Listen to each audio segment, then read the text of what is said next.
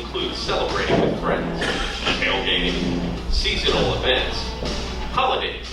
So you must be thinking, after all the commercials, lectures, and safety briefings on drinking and driving, hasn't everything that could be said about it been said? Guess not. You have the right to remain silent. Drinking and driving. We can't say enough. Know what's right. Do what's right.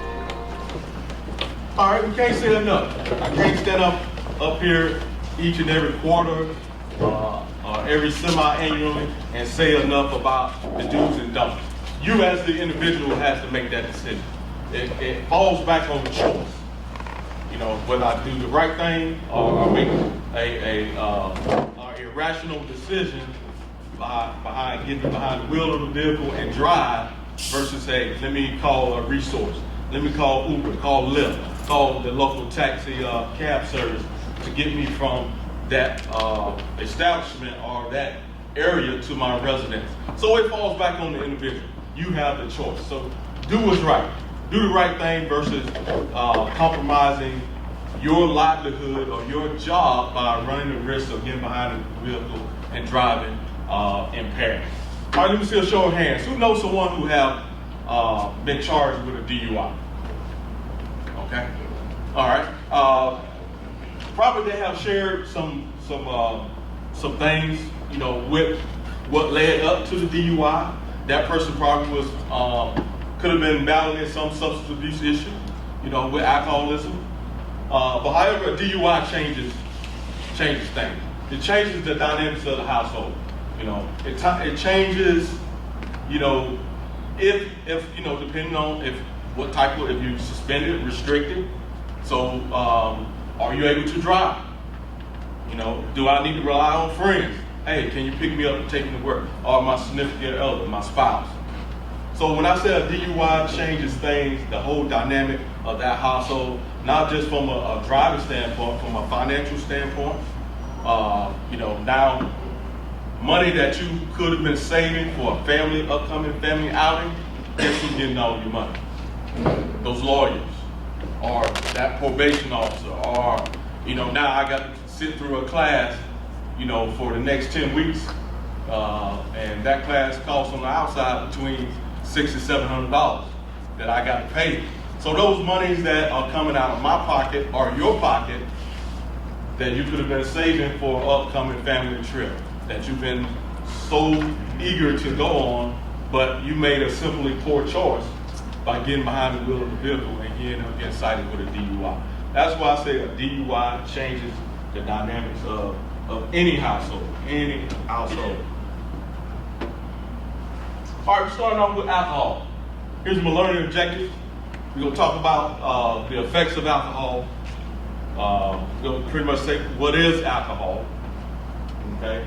Talk about the tolerance. Talk about some irresponsible drinking. Give you some tips, some resources, and so forth. Okay. When we look at alcohol, my question to you: why is alcohol the most abused drug amongst service members or civilians? Why? Anyone? Most available? Easy to get. What else? Legal. What else? Inexpensive. All right. Easy to consume. Social accepted. Speaking of social accepted, you know, I can say easy to consume. This gentleman right here having this tall cylinder bullet, I call it. It could be his beverage of choice. He's concealing it. Everyone see him carrying it around. They may think that's his form of, if you like tea, or you like, hey, I just like to drink water. So however, he got some JD and Coke. There you go.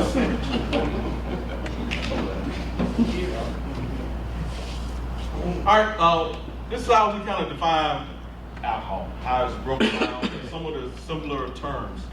Alcohol is not a stimulant. It's a depressant. You know, I tell my audience that alcohol does not give you the ability to be strong. It does not make you run faster. It does not, you know, make you, you know, feel like, hey, I'm on top of the world. No. We drink alcohol as a socially accepted. We drink alcohol as a form of entertainment, with others. But however, once we get impaired, then what we got, poor judgment kick in. Our loss of motor skills, coordination. Our memory becomes affected. Okay? And then individuals get behind the wheel of the vehicle and drive. And that's what we were trying to eliminate, these occurrences from happening, because we want you to make that right choice, the correct choice. So it does not compromise your family dynamics, nor does it have an impact on your job performance. Alcohol is a gateway drug, combination with other drugs. Combination. Hey, it's good to have that 12 ounce or my cocktail of choice. Guess what? I got a rolled up laced marijuana joint. I'm smoking, I'm drinking at the same time. I'm having a good time. I'm partying. So that's what we call a gateway drug. And as you see, alcohol is a form of beer, wine, distilled spirits. So a question to the audience again. Do anyone know what is a standard drink? How do we define a standard drink? 12 ounce can of beer. Okay, what else? 1 ounce of alcohol. Soul America. What else? Glass of wine. How many ounces?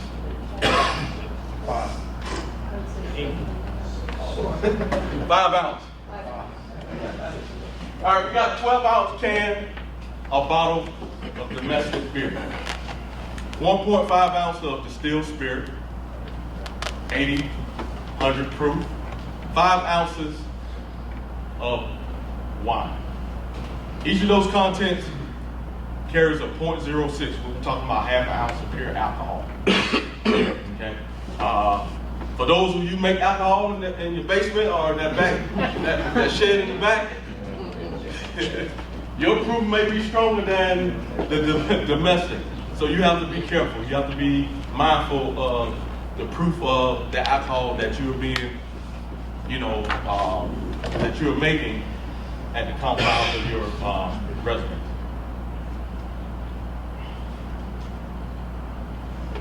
All right, so definitions. With these definitions, we kind of categorize them as high risk down to low risk. Like simple, risk assessment. We want to mitigate whatever that hazard is. If it's a medium, we're going to mitigate it down to the lowest level, low risk. Same with alcohol. Binge drinking, we consider that high risk. I want to mitigate that down, not just to a medium, but we want to mitigate it down to low. So our low risk is being responsible or being what I call a sociable, drinker. We don't want to be binge drinkers by having 4 or more drink on any given occasion, because what it can do, it can lead to not just other problems within the household, but also it can lead to increased frequency and increased quantity. So if I drink 4 or 5 on Friday, guess what? On Saturday, I may drink another 4 or 5, and then come the next week, my limits may increase. Instead I'm at 4 or 5, I may be at 6, 7. Because now what's going on is now I'm building a tolerance to the alcohol substance. So each and every time I drink, I want to get that same euphoria feeling. I'm going to drink more and more each time till I reach that feeling. So guess what? My tolerance level increases. Tolerance level increases. The 0, 1, 2, 3 formula. I call that low risk. That's something that I adopt today. I practice the 0, 1, 2, 3. The 0 stands for abstinent. Individuals that do not drink alcohol, period. Or definitely individuals under the age of 21. They fall into the 0. 1 stands for 1 drink an hour. Alternate your drinks with a non-alcoholic drink. Water, fruit punch. Because you want to stay hydrated. Because alcohol will dehydrate your body. Especially during climate months like now. It's hot. Alcohol is not your thirst quencher. It's not your, all right, let me put these electrolytes in. Bud Light doesn't do that. Okay. 2 stands for no more than 2 drinks on any given day. And then 3 stands for no more than 3 drinks on any given day, but not to exceed 14 drinks in a week. So that means on Friday, I can't drink 8. And then Saturday, I'll cap it off at 6. If you do the math, that puts you up at being drinking. That means that's high risk. We want to make those choices. Some of us may look at this and say, is that reality? Is that something I can practice? Maybe you're probably shaking your head, no, I can't. But however, if you make an attempt to do it, you can see some benefits from it, because they say individuals who practice the 0, 1, 2, 3 live as long as individuals who abstain. And that's by research. Responsible drinking. I'm not going to ask you to raise your hand, but those who do partake in a beverage of choice, are you a responsible drinker? All right, just plant that question in your mind, because I'm gonna come back to you later on in the presentation. Are you a responsible drinker? All right, talk about this one drink. Talk about that standard drink coming in various sizes. Individuals who drink wine. Wine glasses are the same with our beer mugs as well. They come in various sizes. Quite naturally, if you're home at your residence, you're not going to pour yourself a 5-ounce glass of wine. You're going to pour that wine all the way up to the brim, to the top, because you're cooking, you're reading the newspaper, you're watching the news, you're into your favorite Lifetime show. So guess what? You drinking wine, glass after glass. Then you look over, that wine bottle is almost empty, and the show is not even over with yet. Okay. Same with beer. You go to your favorite restaurant, you get beer on the tap.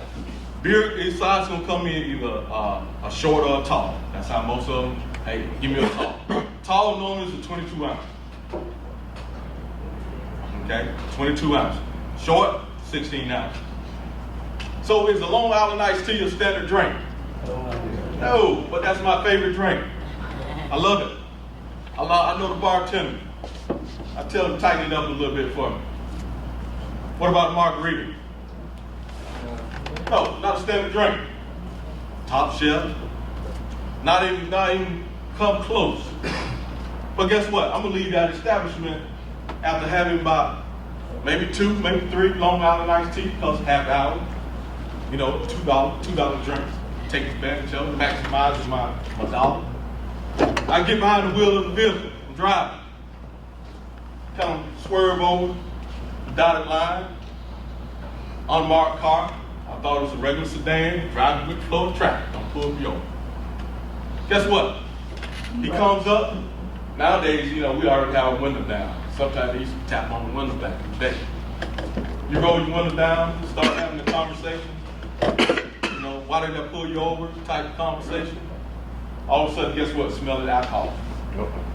One thing leads to another, probably because you exit the vehicle. Now you're doing it on the spot, field sobriety, several other questions. How many drinks have you had? Sir, ma'am, I only had 1 drink, 2 drinks, and I'll be finished. But when we look at having a Long Island iced tea, if I only had 2, I have had up to 8 standard drinks. 8 standard drinks. And those 2 drinks of the Long Island iced tea.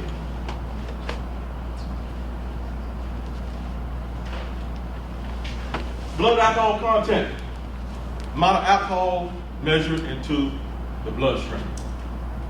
So when you hear BAC or BAL, blood alcohol level, when you hear those numbers, 0.22, 0.15, 0.08, that's where that terminology comes from. Using the breathalyzer, that being calibrated, certified by that law enforcement officer, that will utilize at the time of the stop to see how much alcohol you have in your system. All of our states across the nation adhere to the 0.08 blood alcohol content or level to be cited, charged for driving while intoxicated, DWI. Also DUI, driving under the influence of a mind-altering chemical drug. Could be an antihistamine, could be a prescribed medication that cause some type of adverse effect, but however we take it as prescribed, we get behind the wheel of the vehicle. It make us sleepy, make us, our mind all over the map. So we drive, get pulled over, unmarked, pull you over.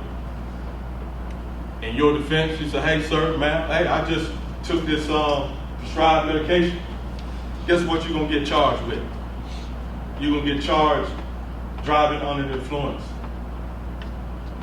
Okay? And I tell my audience, if you have a prescribed some medication that you have to drive and it gives you an adverse effect, go back to your primary and say, hey, I have to go to work. Can you give me something less potent, but still has the same effect to treat whatever that illness is?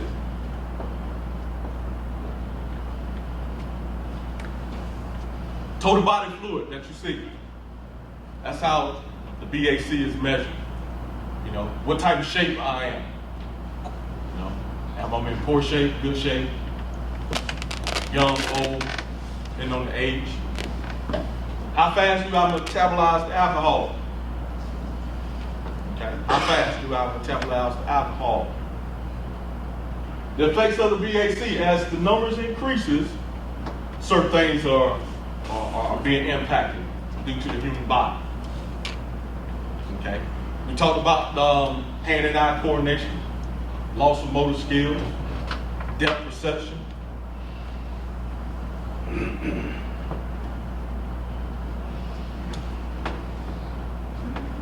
Some more effects. I shared with a story from the previous class on Fort Belvoir maybe about 3-4 years ago. An individual, civilian, came through Pence Gate, which is the hospital gate. It was one evening, one night. When he came through the gate, the guard spotted that the individual had an expired state inspection where prompt the guard to tell him, hey, pull to the side. MPs came over. When the MPs arrived, after going some series of questions, having a conversation with the individual, the MPs noticed that, hey, this individual was drinking, and had the person exit the vehicle, come to the rear of the vehicle, some more series of questions, did a field sobriety test on the spot, did a breathalyzer on the spot, he failed. The breathalyzer came back, evidentiary 0.22 blood alcohol concentration. He was cited right there on the spot, picked up to the provost marshal, and he got released. But however, when we look at blood alcohol concentration, 0.22, that's significant. That is very significant. That's very high. And then you ask yourself, how are you operating a 4,000, 5,000 pound moving object safely? Safely. Somewhere from point A to point B, he could have injured not himself, others, caused some type of property damage, could have took a life, you name it. Okay? So don't put yourself at risk by taking that chance, getting behind the wheel of the vehicle. You know, use the resources that we have to us, or say, hey, I know my wife's gonna be mad. Can you come pick me up? You're gonna get an earful because now you have interrupted her evening due to your drinking habits.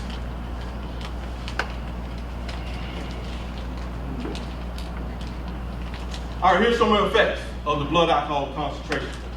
We talked about the metabolism. We talked about how well, what type of shape You know, if I'm in poor shape, guess what? Alcohol will stick around. If I'm overweight, alcohol will stick around because, you know, when you do drink beer, beer has calories. Distilled spirit has calories. It packs on some unwanted piles there. Also, when we talked about the total body fluid, when we looked at age, you know, my example was when I was a young 20, 21-year-old stationed in Korea, really didn't have a drinking limit or drinking age, put it like that. You know, I was able to drink 6, 7 drinks and get up the next morning and run the hills and sweat it all out. It didn't faze me. But hey, as the older we get, now in the mid-40s, you cannot continue that same pattern. You know, because our body's just not designed to continue those drinking habits, those drinking patterns like we did when we were young.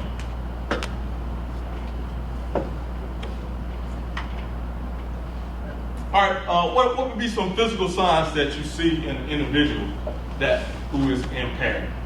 What are some physical signs that you see, immediate signs? Red eyes? What else? Slurred speech? Staggered. What else? Second? Off balance, can't walk with stomach. Okay, stumbling? What else? What else? Hold on to breath. Skin color gets dark. Okay, skin color. Hold on to breath.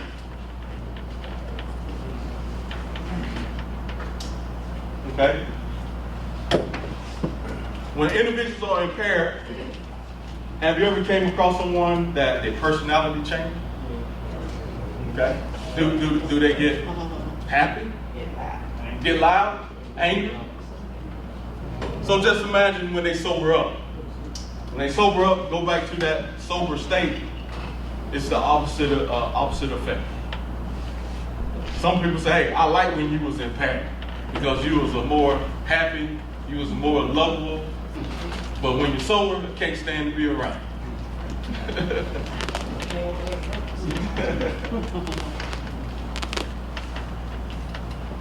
All right, tolerance. Tolerance means how we not just process, but how we react to the alcohol, the sedative effects of the alcohol. Everyone in this room have a set genetic makeup, have a set tolerance level, whether you drink or not. Okay, you know, it could be tolerance to pain, tolerance to, say, an alcohol beverage. Some have a low tolerance, some may have a high. And the individuals I say that has a high tolerance, I say you are a liability to others because individuals will get behind the wheel of the vehicle. You will drive because what? Because you don't show no signs of any physical impairment. Everybody else is yawning. Everybody else is staggering. You know, everybody else is, you know, that's in that social setting. Say, hey, I'm gonna give the keys to Bob, give the keys to Mary. Mary can drive, she look fine. And guess what? Everyone piles in that vehicle with Mary and Bob, down the road we go.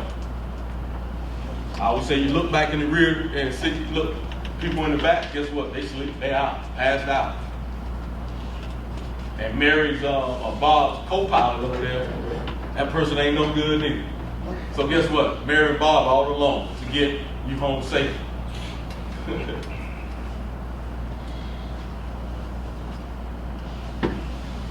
All right, here's some physical signs. All right, what about some long-term health effects that can happen to an individual who's abusing alcohol? Tear your liver up. Okay, what else? Eyesight. Brain damage. Kidneys. Diabetes. Heart disease. We talked about cirrhosis, obesity. Okay. Heart disease, one of the leading causes of death amongst individuals in the United States. Not saying alcohol is a contributing factor to all diagnoses of heart disease, but however, it has somewhere in there, it has a play.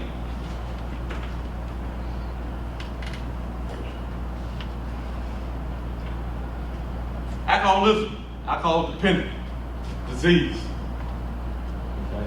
When we look at this, these are some of the signs that may not apply to you, but if you know someone, these are some of the things that you can pick up on and say, hey, this individual has the alcohol problem issue. When they start, they don't know how to stop. When they stop, that means that when they turn the bottle upside down, there's nothing in it anymore. Or when they reach in their pockets and pull out, they have nothing but lint, that's when, hey, they can't buy no more. Okay? Lost control. Tolerance level goes up and down because at that time, internal organs have been damaged. It's not processing alcohol the way at the beginning. So they will go through maybe months, weeks of stopping. But as soon as they get around, an old cousin or a good friend from I haven't seen in a long time, hey, let's go on down here and have that one for the road. Haven't seen you in a while. Guess what? Send that phenomenon all back over again. Send it back up. Now they start drinking more. So they'll go through what we call that sporadic up and down, up and down, up and down. All right, responsible drinking. I said I'm coming back to you. Those who drink. Anyone in the audience, how do you define what is responsible drinking? Anyone, how do you define what is responsible drinking? Don't drink. Know when to say when. Who's that? But know when to say when. Don't drink. Don't drink. There you go. That's responsible. What else? Anyone else? Get a designated driver. Say again? A lot of people say, hey, have a plan in place, have a plan. Designated driver. Responsible drinking. Being responsible meaning that it does not adversely affect your quality of life, your values, your beliefs. It does not affect your work performance. Because once individuals are abusing alcohol or any drug, you see a lot of sporadic absentee. In and out of, can't come to work because, hey, I'm too hungover to get out of bed to come to work. So now their work performance is being impacted. Okay? Here's not ASAPs, but this is a quick definition of responsible drinking.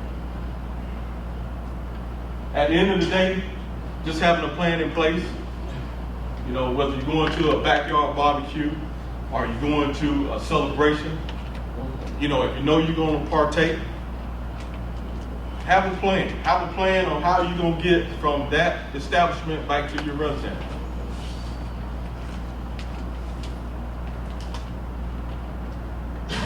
All right, what are some things that happen to an individual who drink irresponsibly? End up dead. Say again? Loss of who? Life. Okay, loss of license. What else? Lost life? What else? Could kill somebody else by, could kill someone else. Can kill someone else.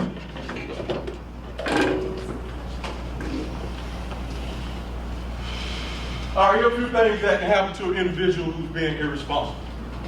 All right, sexual assault.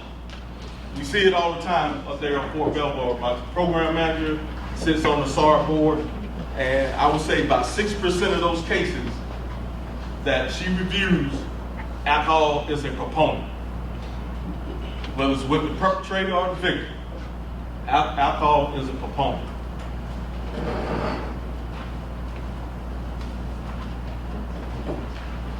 All right, here's some statistics here from the National Highway Transportation Association. Every 50 minutes, there's an alcohol-related incident on our public highways today. Every 50 minutes. Whether it's in the morning, lunchtime, evening, at night, or at midnight. It does happen every single day.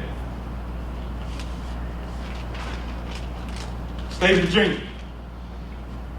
When we look at these numbers, I'll say from 2017 to I'll say 3 years previous to that, those numbers was pretty much hovering around the 30 percentile. So they kind of saying with the DUI checkpoints, with a lot of education that they going around talking to high schoolers, trying to get the word out. So they've seen some decrease in their numbers. Hopefully that as years to come, which you can't catch them all, but you're hoping that we get the message out to a lot of our millennials to say, hey, have that plan. If you're gonna drink, have a designated driver, or make sure you have some plan in place to prevent these alcohol related incidents. Fairfax County, since Fort Belvoir relies in Fairfax County, as you see, approximately 20% was alcohol related in 2017, which out of the 3 counties in that area, Fairfax County has the highest number of alcohol related incidents in comparison with Alexandria and Prince William County as well. So if you're ever traveling through Fairfax County,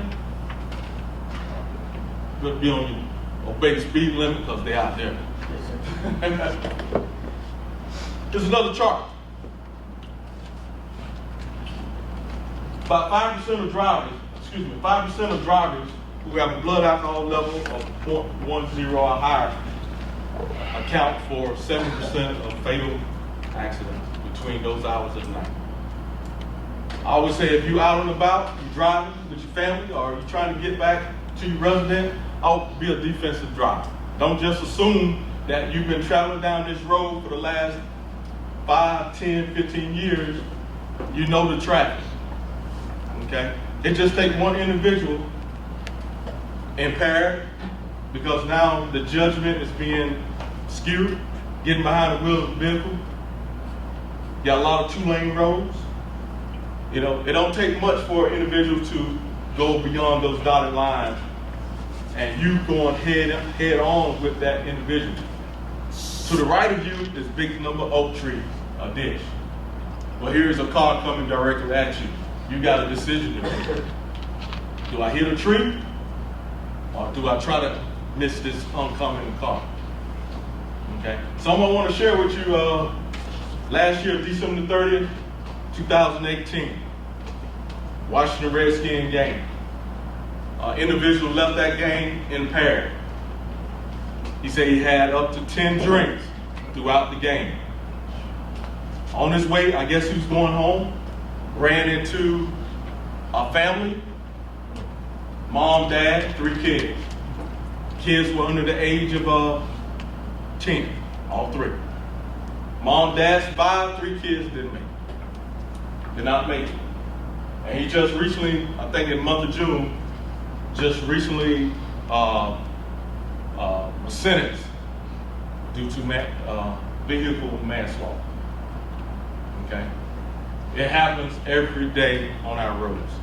It happens every single day.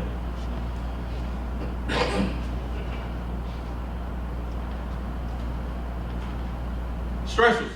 We all got some form of stress in our life. Some of it is small stress we can deal with. Some of it is, a little too much. But however, individuals who got stress in their life that they don't know how to cope with it, or they don't know how to come up with other strategies to reduce the stress, they'll turn to alcohol. Alcohol to be that coping mechanism, to be that thing that calms me down, the soothing effect. So when we got deadlines, workloads, lack of resources, lack of manpower, but we still got to get the job done. Tasks.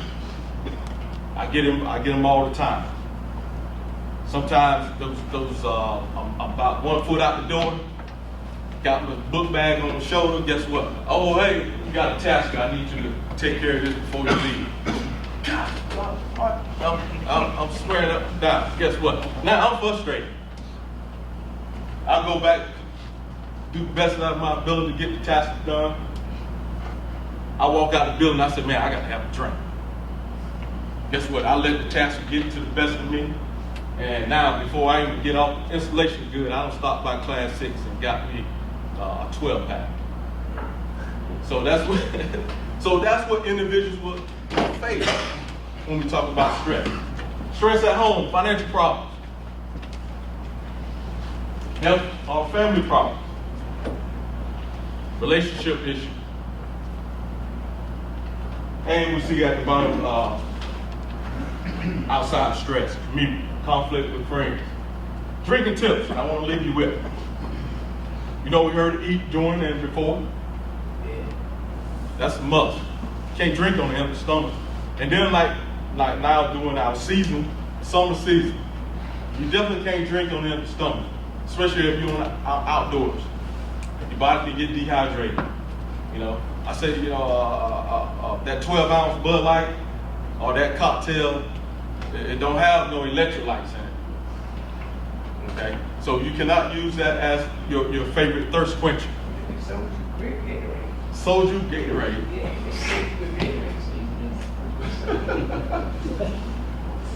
All right, if you're gonna celebrate designated, have that designated driver. You know, this is what we're talking about, having a plan in place. Alternating drinks with a non-alcoholic. Stay hydrated. If you're out, you know, outside, you know, it's hot, sunlight, you know, have that water. You know, remember the word halt. Don't drink if you're hungry, angry, lonely, or tired. Stay away from those times in regards to drinking alcohol. All right, some more tips here. And the one thing we take away from this slide is about medication. I tell them all this all the time. If you're up under some type of medical care, stay away from alcohol. Because sometimes alcohol will have an adverse effect, not just on the medication, it could have an adverse effect on your body as well. Okay. All right, next I'm going to share another video with you. And it's a former Alexandria County Police Chief. He was public service for over 40 years. Over 40 years of public service as the police chief for Alexandria County, Virginia. Got a DUI. It changes his whole perception. He lost his job, lost benefits. So when I play this video, don't matter how many years of federal service you have, don't matter how much education, if you're a doctorate, master, bachelor. I've been working at Fort A.B. Hill ever since I was 18 years old. You know, whatever situation. Don't let one evening, one night ruin all those years you just, you know, that you built. So I'm going to share this video with you here. You don't think you can get nailed for a DUI? That's what everybody thinks. But it can happen to anyone, even a police chief. I felt wrong. I was frightened. I was embarrassed, humiliated. I was disgusted. I suppose every negative emotion that a human being can have, I had. We're doing Sobriety checkpoint. I see the job list. At checkpoints like this and with patrols, police across Virginia, Maryland, and D.C. will arrest over 75,000 people for drunk driving this year. A DUI is a life changer. It can cost you thousands, your license, your freedom, your dignity. Time spent behind bars, a frightening thought. Frightening is an understatement. I mean, 5 days is a long time. I couldn't for the life of me figure out how I would spend a minute more. It's frightening to even think about it. And the arrest affects everyone around you. Family and friends, people that believe in you, colleagues, folks that you have real affection for, are devastated. A bad decision, a thoughtless mistake. But that moment in my life will forever haunt me. How in the heck did you get yourself in this position? Why did you get yourself in this position? The consequences stay with you, some for a lifetime. This is one of the more serious things you can do, or mistakes you can make. And the other thing is that it doesn't go away. Unemployment, prison, loved ones forever disappointed, and all of this totally avoidable. I was the chief of police, but it doesn't matter. It doesn't matter. For 40 years, went down the tubes in one night, one incident. And I lost everything. It can happen to Police Chief David Baker. It can happen to you. I was the chief of police. Are you going to risk everything by drinking and driving? Are you going to kill someone tonight?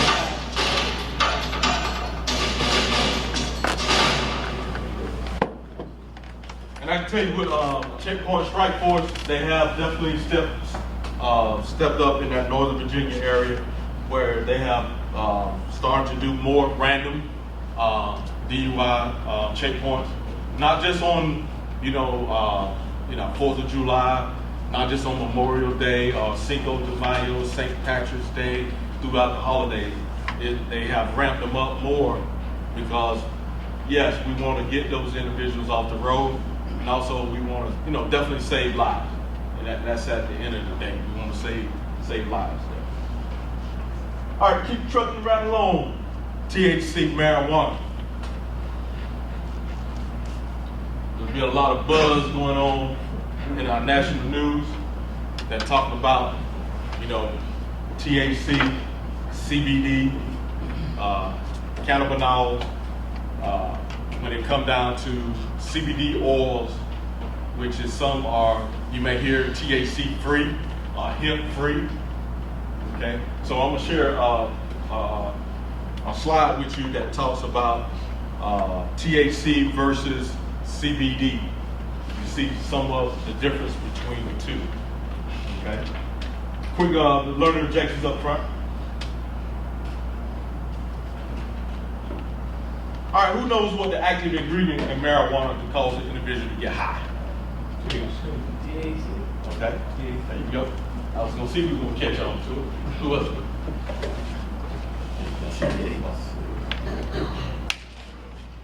THC. Tetrahydrocannabinol. Active ingredient in marijuana to cause an individual to get high. Okay.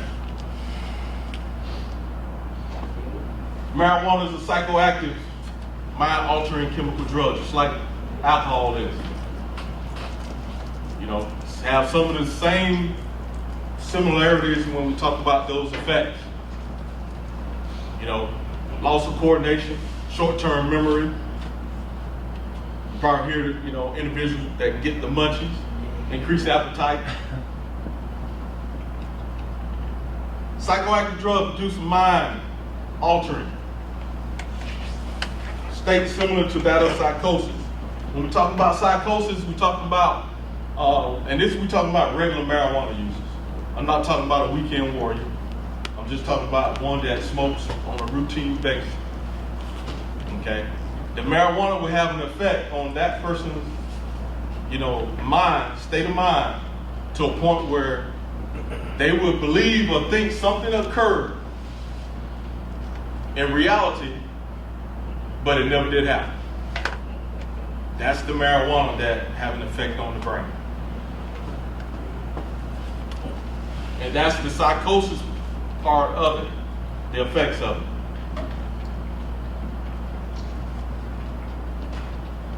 And looking at those photos right there, those are just two pictures of marijuana in its growth.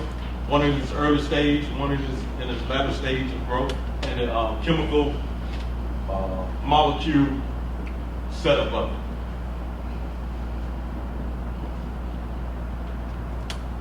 Marijuana, THC, active ingredient. psychological gateway drug, just like when I mentioned with alcohol. Having a combination of the two, laced with cocaine, PCP, smoking it up, snorting it out of her means of method of getting into the bloodstream.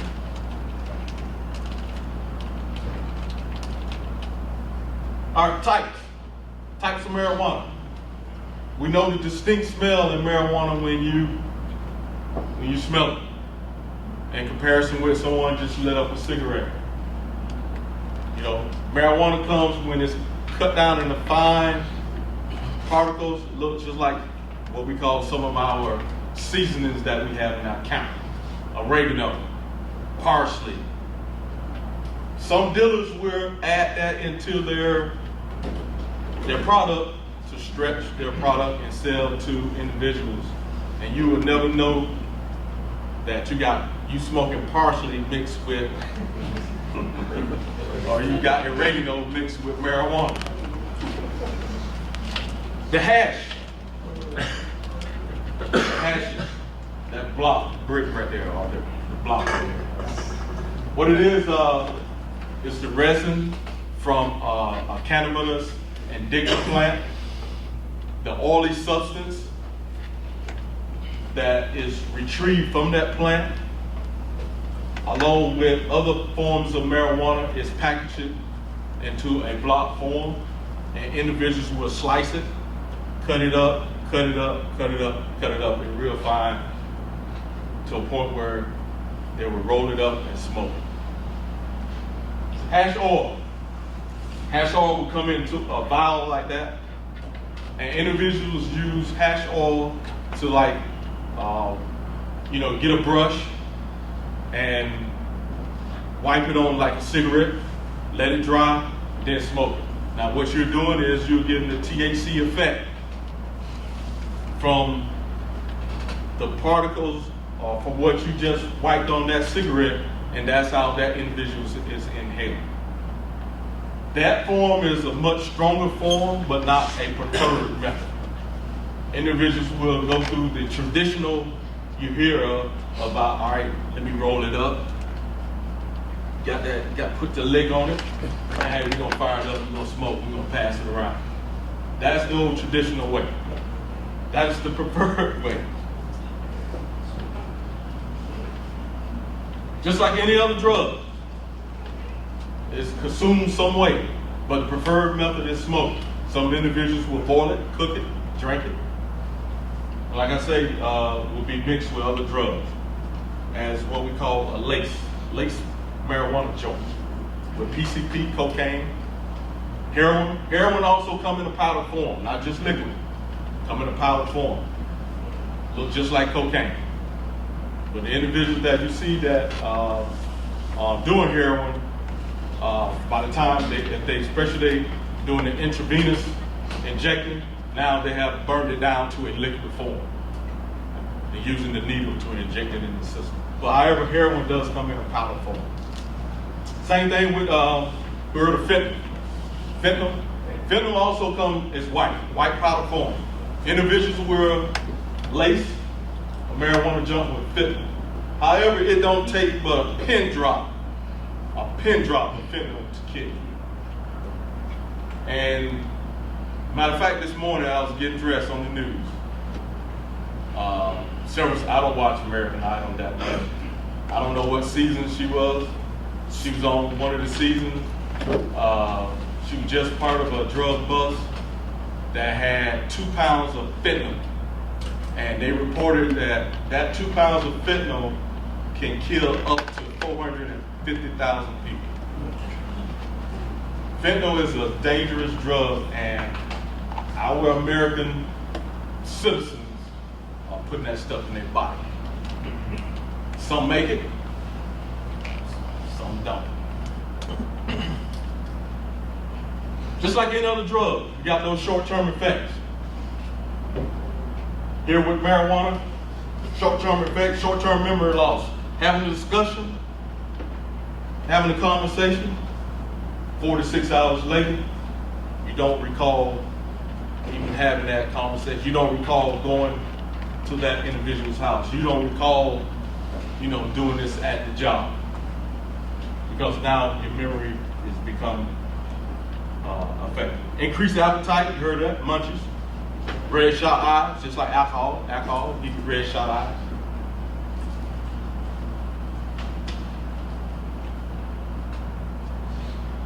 And individuals who smoke marijuana for the first time users, marijuana stays in on the onset stays in your body between 40 to about 45 minutes.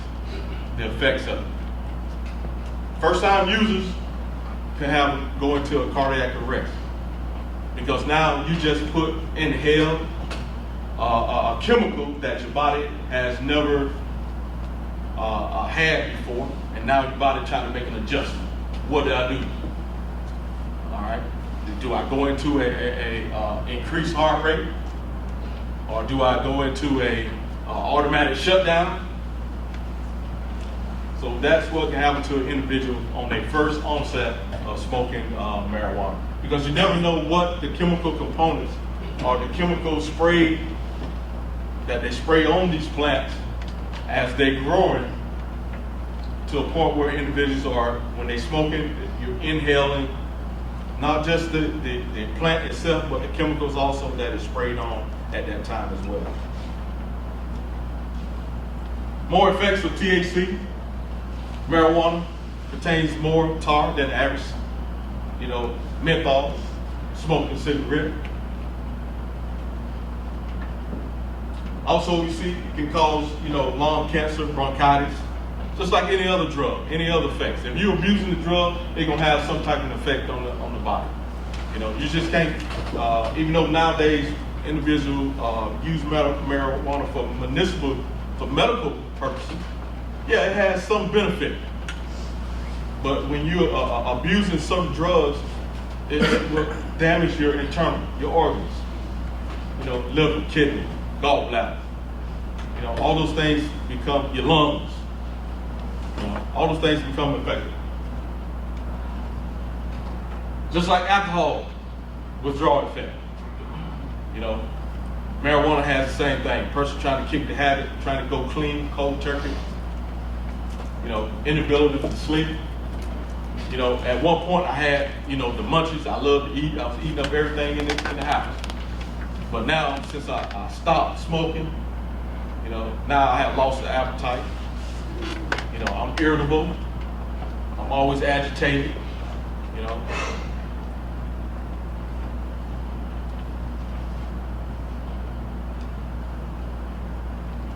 THC versus CBD. Who heard of the CBD oils? Okay. CBD oils now, you can find them at Bed Bath & Beyond. You can find them at our GNC stores. You can find them at the vitamin shop. You may find some that says THC free. You may find some that say hemp free.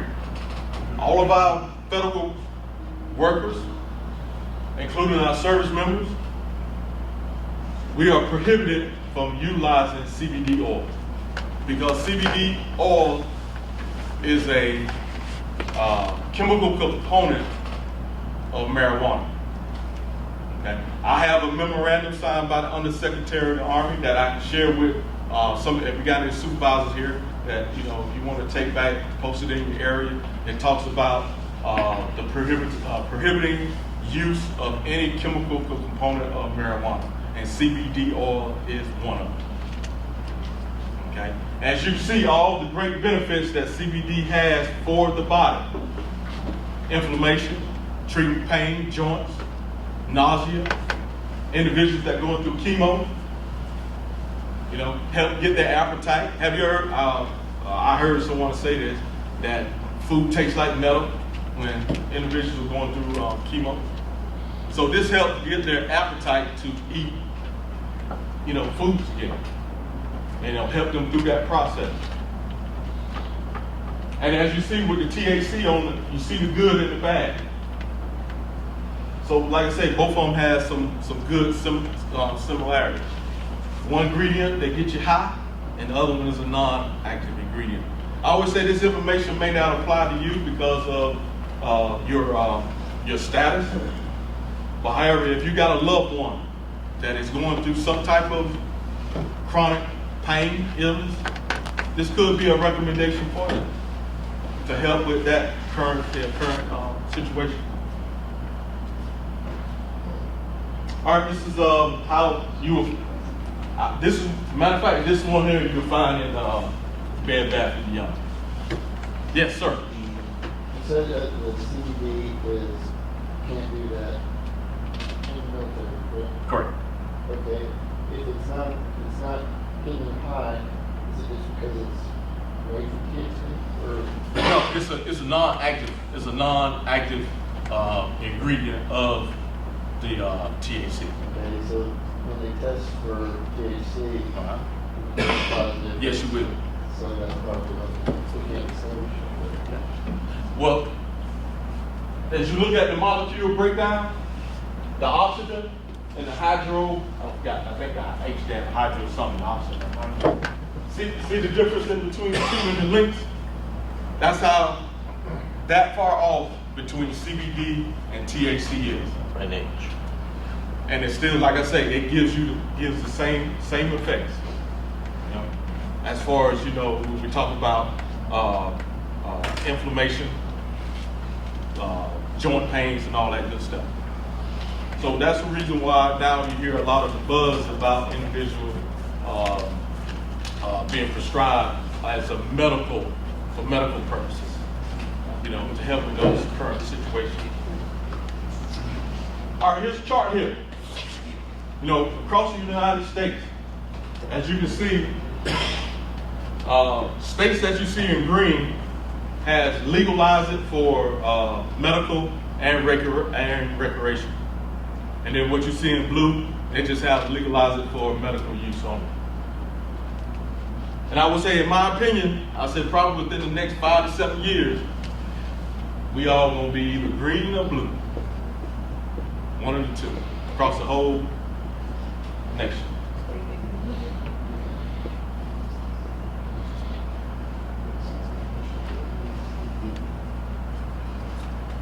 All right, just a chart that we got other classification of drugs.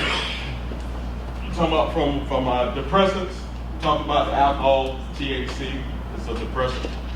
Our stimulants, just to name a few, and our designer drugs as well.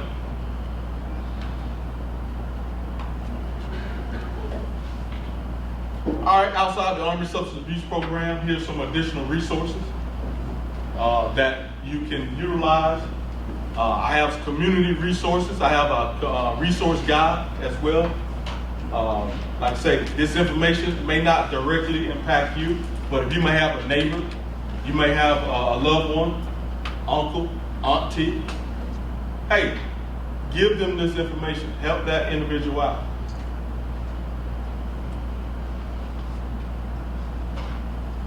ASAP got news. Like I say, Fox 5, CNN.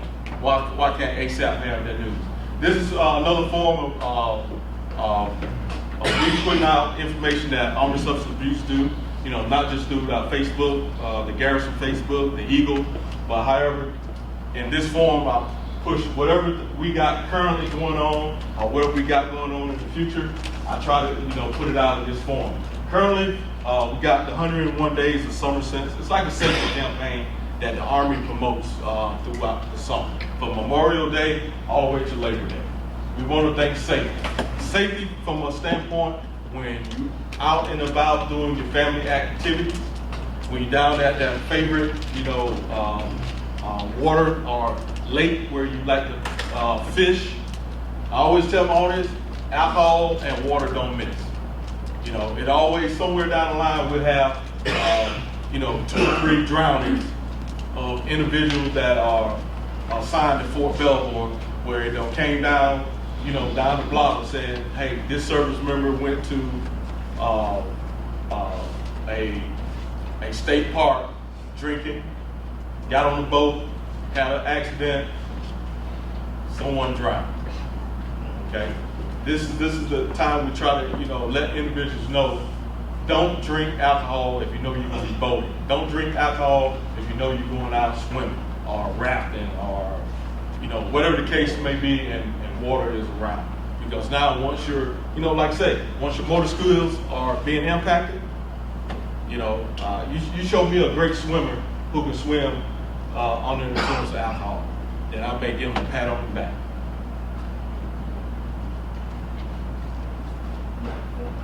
All right, this is our flyer that we pushed out.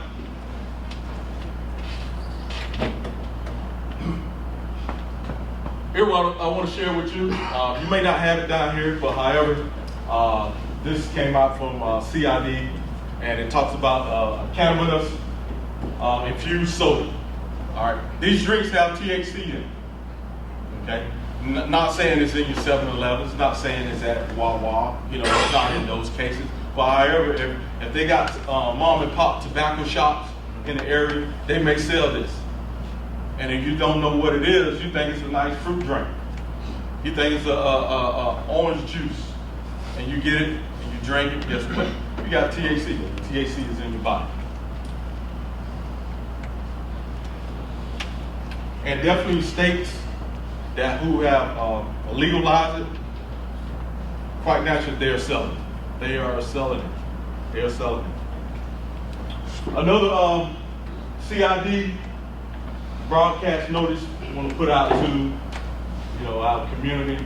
This is a performance enhancement supplement.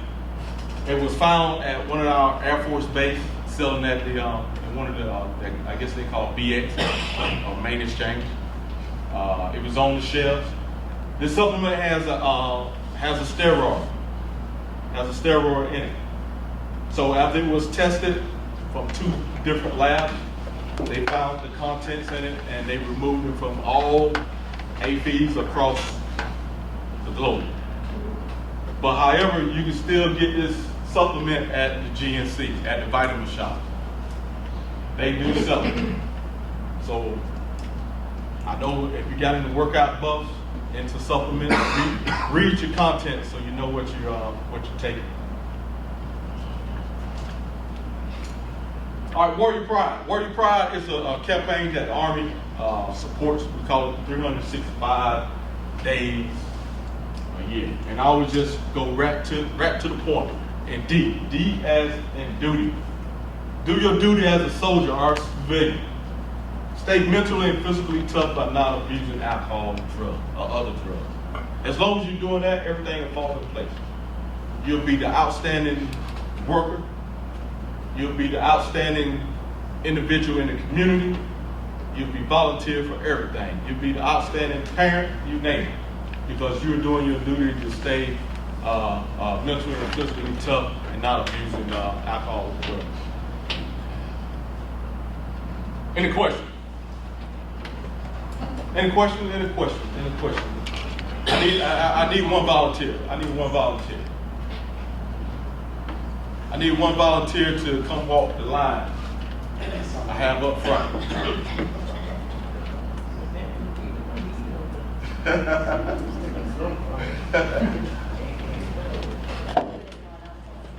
Got a volunteer? Come on down, come on down. Pretty much what I kind of demonstrate for volunteers is going to demonstrate one of the field sobriety tests that individual will go through at a DUI stop. Okay? Pretty much what we're going to do, here what we call our beer goggles here. This is what I call our nighttime beer goggles, which have a 0.17 up to a 0.19 blood alcohol concentration. Okay? So the reason why I said nighttime because most of the stops are what? At night. Okay? So what's going to happen is Madeline's going to do one of the DUI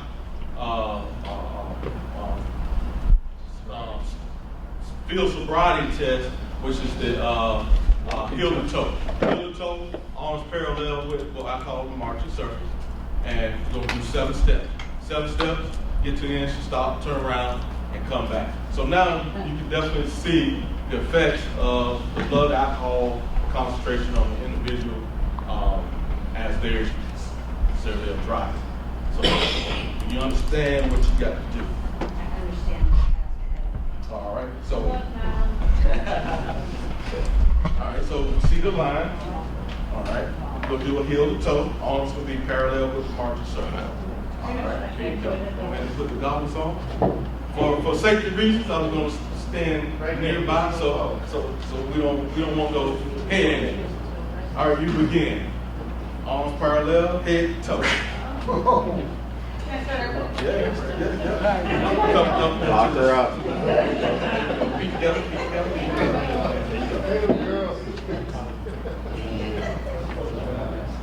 I think I'd have a better time closing my eyes. I'd do the 7 steps. 7 steps. How much time you guys got?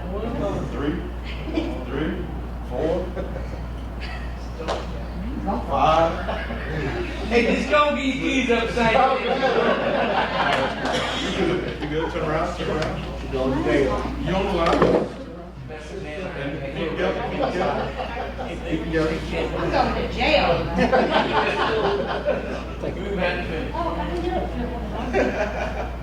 He's going to There you go. I just need a very understanding All right. There you go. Thank you. All right. As you see how difficult that is, just imagine an individual with a blood alcohol concentration of that magnitude trying to perform that field sobriety test. So yes, it is very difficult. Okay, and you know, if you see someone out there performing that, if they pass it, hey, that I would say they're an expert at it. Okay, so when I say with blood alcohol concentration or drinking and driving, I always have a plan in place. Either use a designated driver or use what I call my 0, 1, 2, 3. You know, it's all about making low risk choices. If I make low risk choices, hey, I'm gonna be A-OK, I'm gonna be a responsible individual. Hey, life's gonna be good. Okay? This is my contact information.